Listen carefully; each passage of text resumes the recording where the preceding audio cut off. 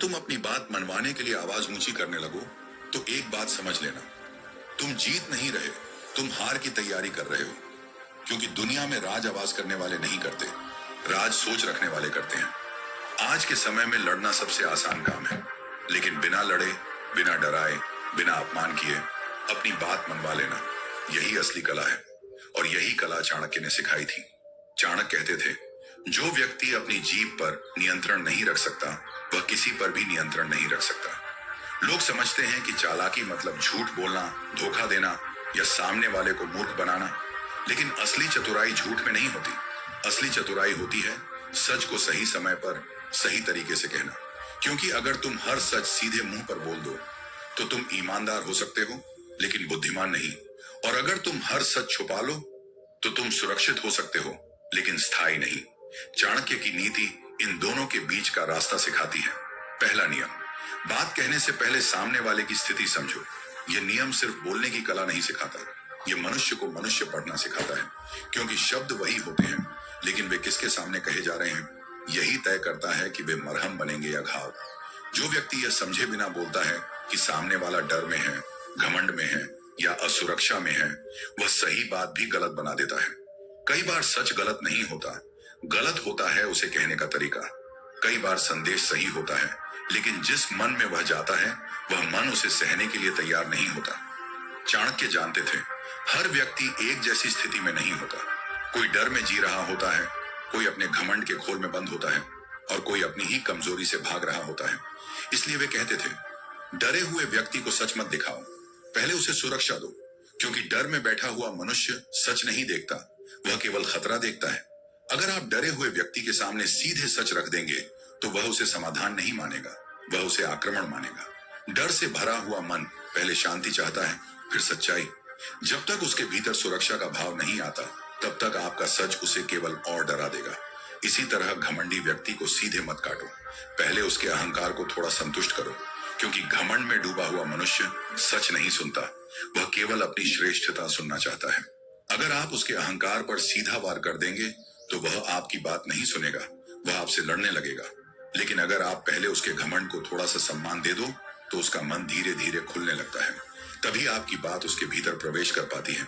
और आलसी व्यक्ति को आदेश मत दो, पहले उसे महत्वपूर्ण होने का एहसास दिलाओ। क्योंकि आलसी मनुष्य आदेश से नहीं, महत्व से चलता है। अगर आप उसे सीधे कह दोगे, यह करो, यह मत करो, तो वह और टाल देगा। लेकिन अगर आप उसे यह महसूस करा दो कि वह आवश्यक है, कि उसके बिना काम अधूरा है, तो उसके भीतर अपने आप चलने की इच्छा जागती है। इसलिए चाणक्य कहते थे, हर व्यक्ति के लिए एक ही तरीका नहीं होता। शब्द वही हो सकते हैं, लेकिन उन्हें कहने की दिशा बदलनी पड़ती है। किसी के लिए पहले सुरक्षा, किसी के लिए पहले सम्मान और किसी के लिए पहले महत्व। यही चालाकी है। क्योंकि जो व्यक्ति सिर्फ सच बोलता है वह कई बार लोगों को खो देता है, लेकिन जो व्यक्ति स्थिति समझकर बोलता है वह बिना तोड़े मनुष्य को जीत लेता है। और जो मनुष्य को जीत लेता है वही वास्तव में स्थिति को अपने पक्ष में कर लेता है। दूसरा नियम, अपनी बात कभी आदेश की तरह मत रखो। जो आदेश देता है वह विरोध पैदा करता है, जो सुझाव देता है वह सहयोग पाता है।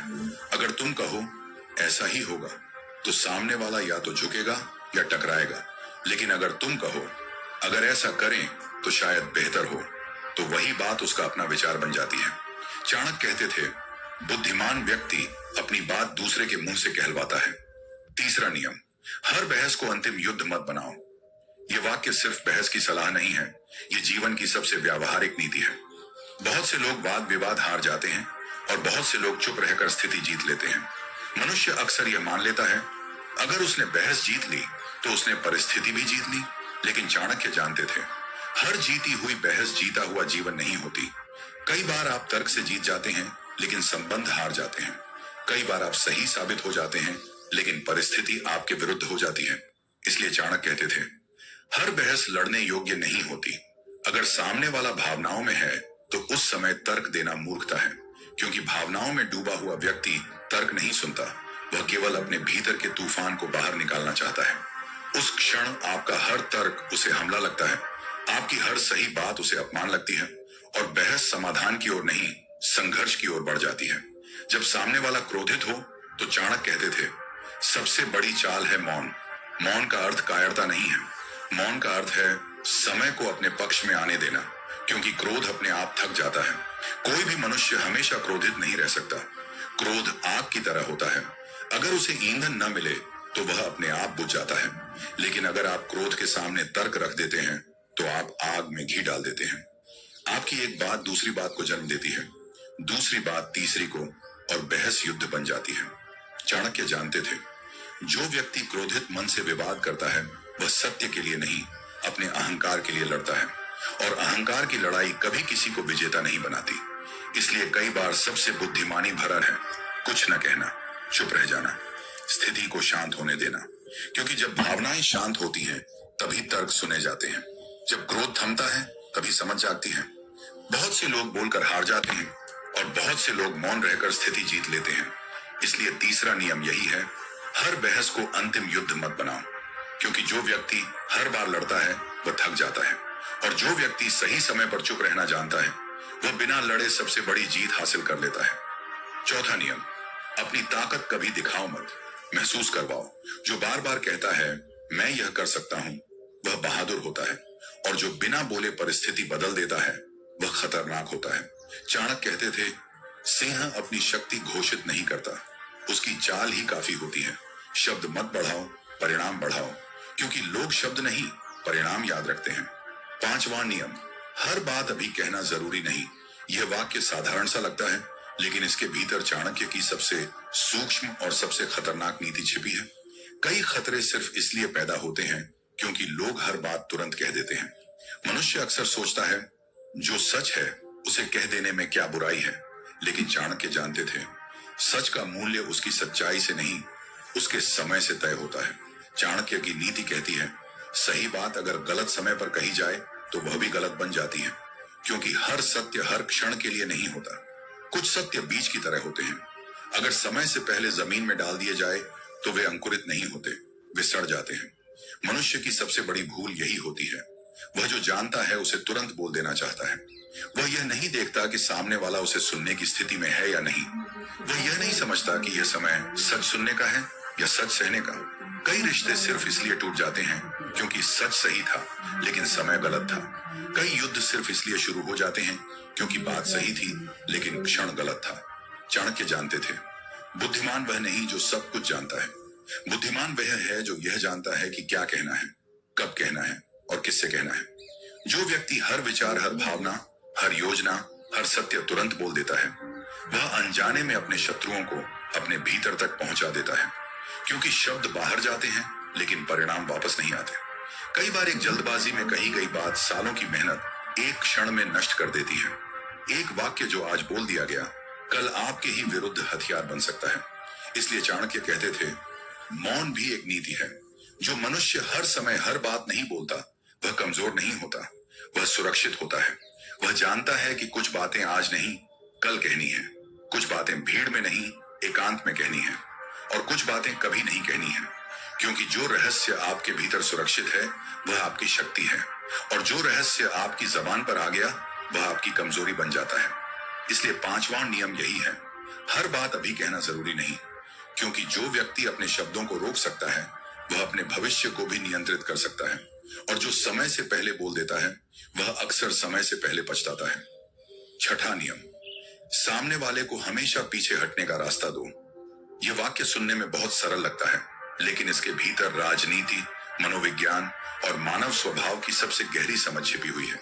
चाणक्य कहते थे, जिस मनुष्य के पास पीछे हटने का कोई रास्ता नहीं होता वह विवेक से नहीं डर से निर्णय करता है, और डर से लिया गया निर्णय कभी स्थायी नहीं होता। जब आप किसी व्यक्ति को चारों तरफ से घेर लेते हैं, तर्क से, शक्ति से, पद से, या ही रहे होते, आप उसे लड़ने के लिए मजबूर कर रहे होते हैं। जो किसी को कोने में धकेल देता है वह लड़ाई तय कर देता है, क्योंकि जब मनुष्य के सामने दो ही विकल्प बचते हैं, या तो झुकना या फिर टूट जाना, तो वह अक्सर तीसरा रास्ता चुनता है, लड़ाई। वह लड़ता है भले ही जानता हो कि वह हार जाएगा।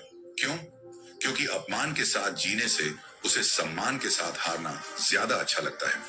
चाणक्य जानते थे कि इंसान की सबसे बड़ी जरूरत रोटी नहीं, सोना नहीं, सत्ता नहीं, सम्मान है।